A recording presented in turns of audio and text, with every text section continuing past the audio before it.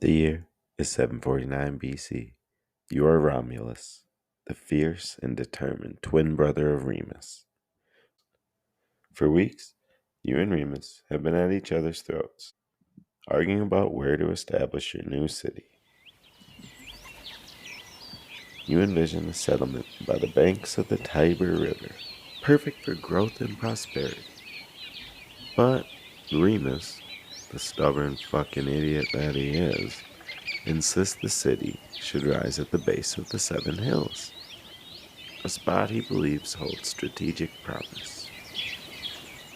As the sun rises, casting golden rays over the landscape, the tension between you and Remus has reached a boiling point. The dude's a fucking moron. The air is thick with unspoken grievances, and today feels different, charged, electric even. The trees rustle ominously in the gentle breeze, as if nature itself senses the conflict brewing. You excuse yourself, seeking a moment of solitude to gather your thoughts. As you step away, you find a secluded spot among the trees. The tranquility of the woods offers a brief respite from the heated argument. But as you relieve yourself, an unsettling rustle captures your attention, an unusual sound, like the snapping of twigs. It echoes through the dense underbrush. Your instincts scream that something's wrong. You look to investigate, but before you can comprehend the danger, a shadow lunges from behind. It's your brother, his face twisted with rage and betrayal. You realize, in that horrifying moment, that your brother has been plotting your demise. In a flash, he raises a hefty rock, the weight of it reflecting the heavy burden of his jealousy and ambition. You think you can build a city without me? He hisses, his voice laced with venom. Before you can react, he brings the stone crashing down on your head. Your world goes dark. The pain radiates through your skull as you collapse. As you lie there helpless, Remus stands over you, breathing heavily. The betrayal cuts deeper than any wound. The vision of the city you had dreamed of together, the glory of Rome, slips away like the fading light of day. In his eyes, you see the madness of ambition, the desire to claim your dream for himself, even if it means spilling your blood. With your body sprawled in the underbrush, Remus drags you away, leaving you to the mercy of the wild.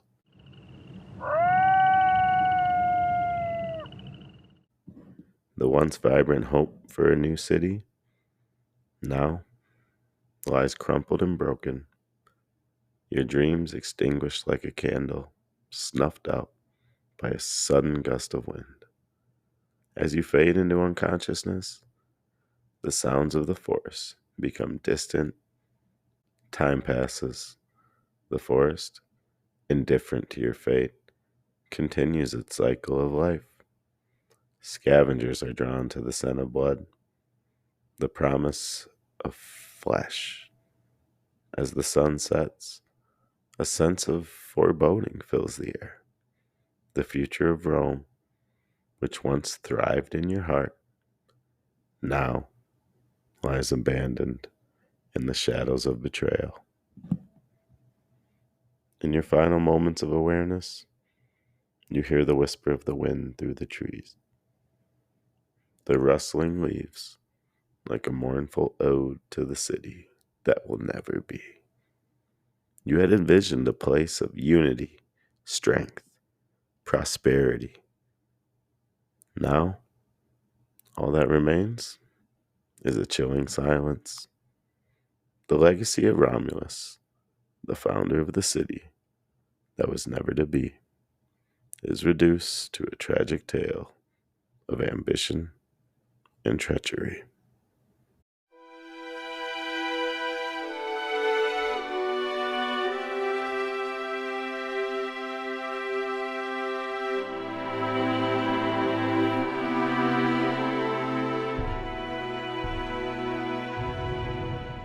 The year is 49 CE.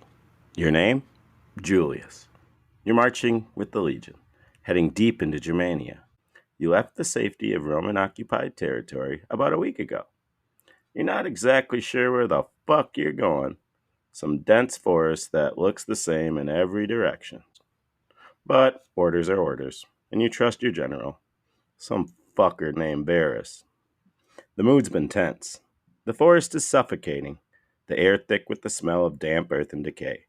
But tonight, you're focused on one thing: dinner. You can't wait to set up camp, rest your feet, maybe even share a laugh with your buddies, Julius and, who'd have thought, Julius. The three of you have been marching side by side for days, talking about everything and nothing. Julius, not you, the other one, starts telling a story about some prostitute he met back in Trier. Swears she's the best in all of Germania. You roll your eyes. He insists, though. Don't be a fucking pussy, Julius says. Next time we're in Trier, I'll introduce you. She'll change your life. After dinner, Julius convinces you to sneak out and head back to Trier. It's only 4 miles away, he says. We'll be there and back before they even know we're gone. You relent. All right, wake up, Julius. Let's go.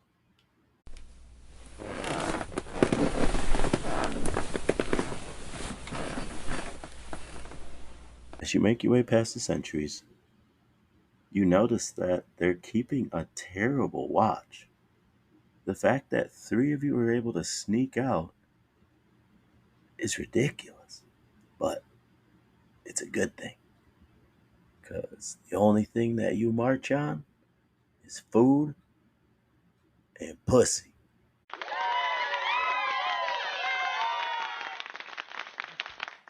You can see the lights of Trier in the distance. Big Julius starts telling you stories about Brunhilde. But then, just as you're about to talk some more shit, something shifts.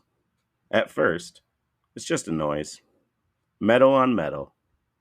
Very faint, but you know that fucking sound.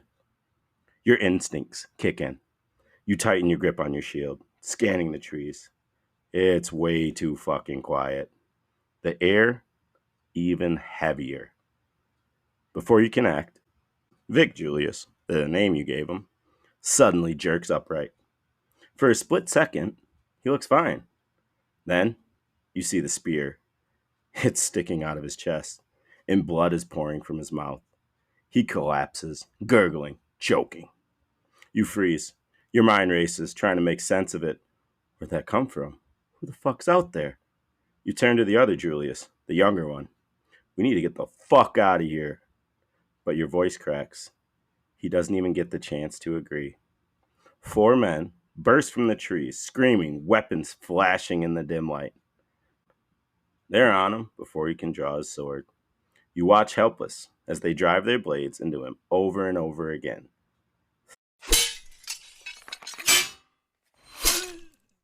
He's gone. Your heart's pounding now. Survival instincts kick in. You draw your sword, your only lifeline, and start running, trying to get to camp. The fires of your legion's camp are visible through the trees, flickering like a beacon of hope. You think, just for a moment, you might make it. And then you feel it. A searing pain explodes in your leg. You don't even realize what's happened until you hit the ground. Your leg, or what's left of it, is a mangled mess. But no one can hear you. No one's coming to save you. The last thing you see is the face of your attacker, painted and snarling. A figure from your nightmares come to life. You're dragged into the shadows.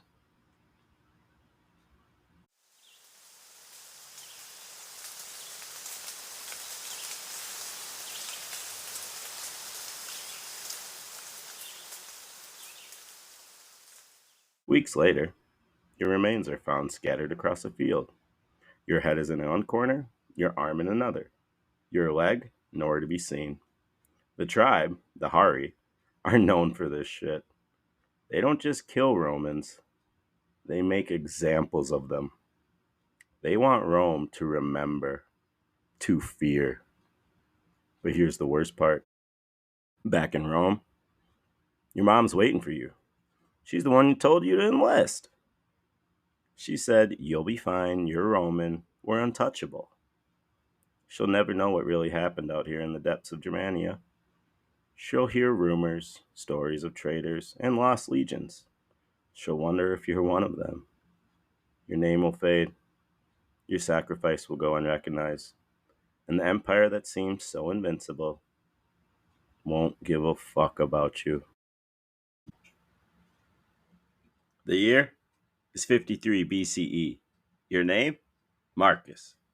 No, not that Marcus. Not Marcus Crassus, the richest man in Rome, the guy leading this godforsaken campaign into Parthia.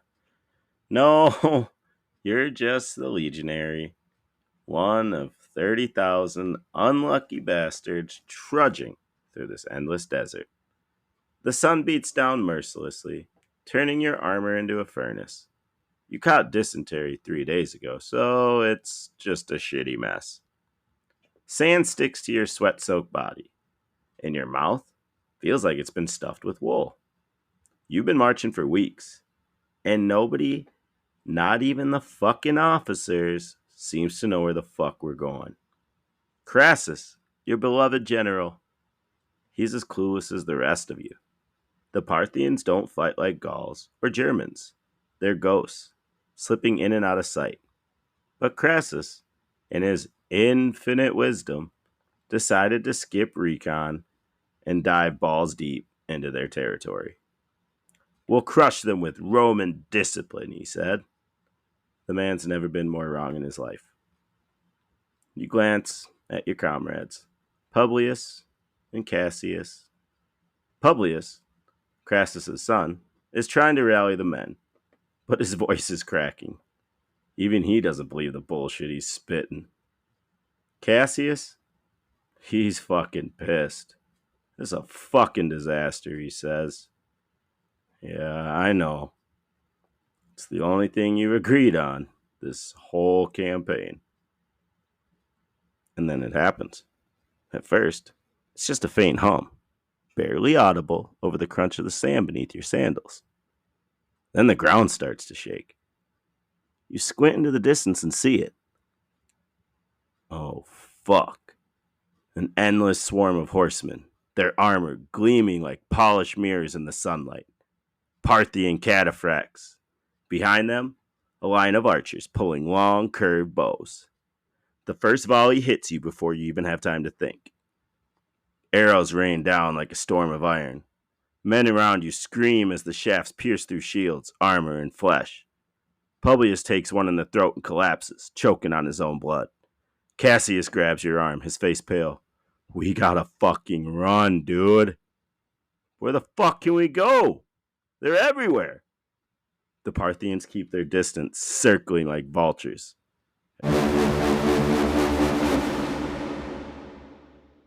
Every time you think it's over, they unleash another volley.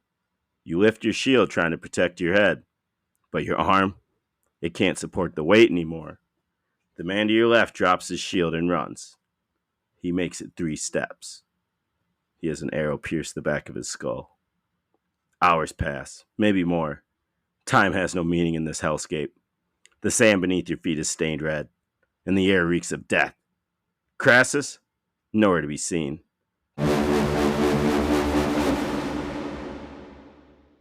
The richest man in Rome has abandoned his legion to die. When the fighting finally stops, the survivors, or what's left of them, are rounded up. The Parthians aren't done yet. Crassus himself is dragged out of hiding and brought before the Parthian king. You don't see it, but you hear the stories later. They poured molten gold down his throat as a final mocking tribute.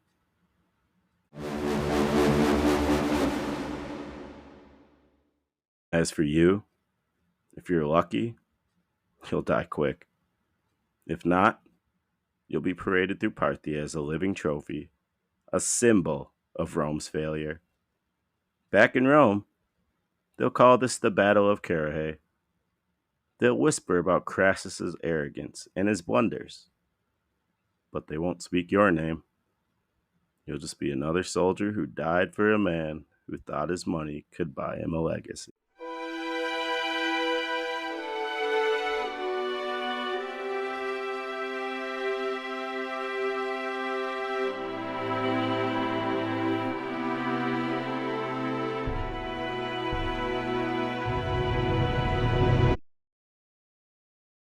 Hey, everybody. Welcome to the Time Machine Diaries, where history isn't just learned, it's lived. I'm Colin, your host. Today, we're stepping into the world of togas, triumphs, and tactical triumphs. Ancient Rome. Rome's story is one of unparalleled innovation and expansion, but also of hubris and colossal blunders. For every ingenious aqueduct or decisive battlefield victory, there was a general forgetting basic logistics or a decision so idiotic it makes you wonder how the empire lasted as long as it did. Who better to guide us through this paradoxical history than Julius Caesar himself? While Caesar is often remembered for his brilliance, he wasn't immune to the missteps that plagued Roman leadership. Together, we'll explore both the genius and the folly of Rome, from military victories to logical disasters.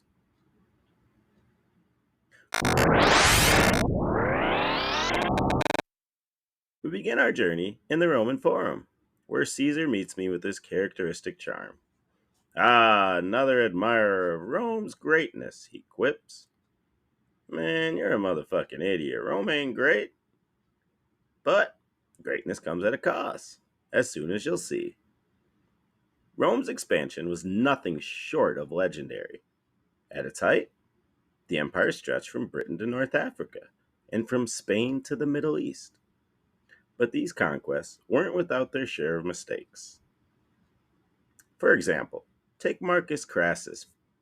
He was the wealthiest man in Rome, but he was incompetent on the battlefield.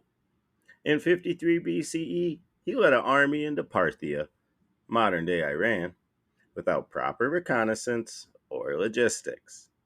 The man marched 30,000 dudes into the desert without water. When the Parthians ambushed him at Carrhae, it was a massacre. 20,000 dead. Crassus, they chopped his head off and dumped gold down his throat. Why? Because he was so greedy. Stupid bitchy bitch. Crassus's failure mirrors modern day military campaigns, where leaders underestimate local geography and culture, like, oh, I don't know, Afghanistan, or Iraq, or Vietnam. Basically, any war that America has been in.